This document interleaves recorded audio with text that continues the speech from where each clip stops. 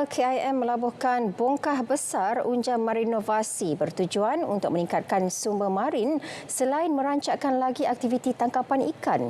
Perinciannya bersama Haji Jack langsung dari Labuan. Haji, silakan. Sebanyak 18 bongkah besar unjam marinovasi dilambuhkan Lembaga Kemajuan Ikan Malaysia LKIM perairan Pohon Batu di Labuan.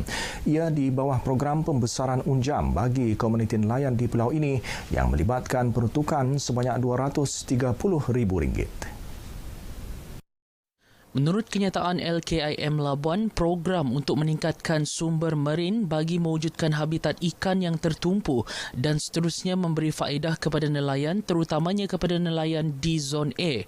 Usaha melabuh dan menempatkan unjam di kawasan yang sesuai ini dapat merancangkan lagi aktiviti tangkapan mereka dan secara tidak langsung dapat meningkatkan pendapatan terutamanya nelayan B40. Sementara itu, unjam merupakan variasi daripada tukun tiruan yang dibina menggunakan konkrit bertertulang besi. Unjam ini diketengahkan oleh LKIM sebagai usaha membantu golongan nelayan dalam menjalankan aktiviti penangkapan ikan. Unjam marinovasi ini mempunyai 18 modul yang diikat menggunakan tali dan dilabuh di lokasi yang telah mendapat persetujuan dan kelulusan daripada agensi-agensi terlibat iaitu Jabatan Perikanan dan Jabatan Laut Labuan. Sehingga 31 Jun 2024, terdapat 577 koperasi Kariah Masjid yang mendaftar dengan Suruhanjaya Koperasi Malaysia SKM di seluruh negara.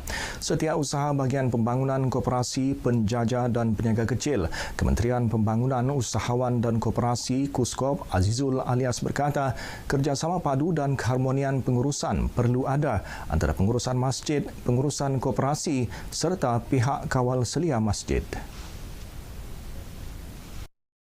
Pihak kementerian bersama agensi berkaitan secara bersama menganjurkan program demikian dengan tujuan untuk memperkenalkan medium koperasi Kariah Masjid sebagai salah satu sumber penjanaan ekonomi yang mampu menjadikan masjid sebagai one-stop center kepada aktiviti harian Kariah Masjid.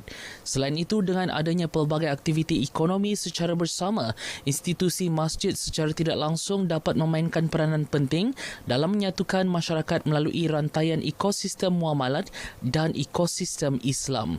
Tahun lepas, perolehan tahunan sebanyak RM28.93 juta dengan jumlah aset sebanyak RM37.08 juta berjaya direkodkan. Bagi masjid yang menjalankan aktiviti berkoperasi dengan aktif, berpeluang untuk mendapatkan dana bantuan dan pembiayaan daripada agensi-agensi KUSKOP. Beliau berkata demikian ketika berucap merasmikan program pengimarahan ekonomi masjid melalui koperasi.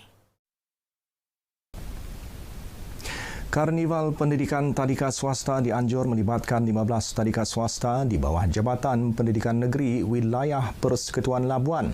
Pengerusi Gabungan Tadika Swasta Noriha Yaakob berkata, program dilaksana bagi memberi kesedaran kepada masyarakat tentang kepentingan pendidikan awal kepada kanak-kanak.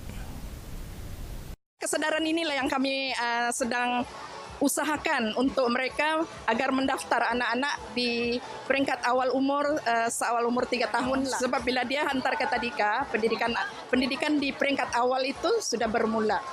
Sudah bermula dengan cara mengurus diri dia, mengira, membaca itu basic lah. Yang akan kami terapkan di setiap tadika swasta. Jika ada tadika yang belum berdaftar dengan Kementerian Pendidikan, kita amat mengalu-alukan dan menyuruhlah mereka ini supaya kita senang mengawal dan mereka ini sebenarnya menggunakan kurikulum kebangsaan. Hampir 3,000 pengunjung hadir memeriahkan program yang berlangsung di Ujana Kewangan Labuan yang melibatkan 1,231 pelajar dan dirasmikan Timbalan Pengarah Sektor Pengurusan Sekolah Jabatan Pendidikan Negeri Labuan Sawal Saleh. mengukuhkan kerjasama antara pasukan serta agensi kerajaan. Itu antara fokus sinergi Labuan FM juara hari ini, anjuran Jabatan Penyiaran Labuan, di samping menyahut cabaran membudayakan dan merakyatkan sukan dalam kalangan masyarakat sempena Hari Sukan Negara HSN 2024. Penerbit program McAllister Michael berkata menerusinya ia dapat menggalakkan setiap warga kerja jabatan untuk terus aktif bersukan. Dan Labuan FM sendiri mengambil peluang untuk sama-sama meraihkan bersama dengan rakan-rakan strategik Labuan FM sendiri bersama dengan agensi-agensi kerajaan yang terpilih untuk sama-sama kita sihat bersama.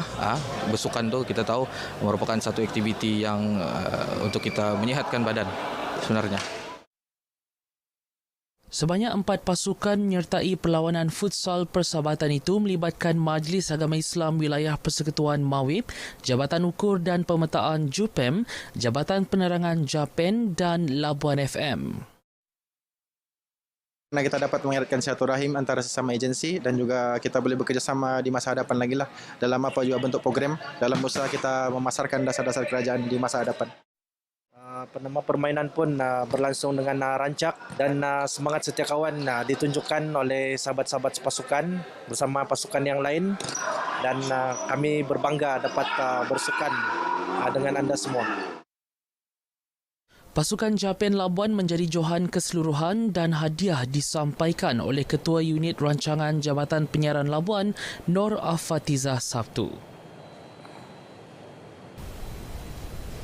Dengan itu, sekian paparan dari Labuan, dari sungai ke segara Palestin pasti merdeka. Kembali ke Angkasa Puri Kota Media. Baik, terima kasih Haji.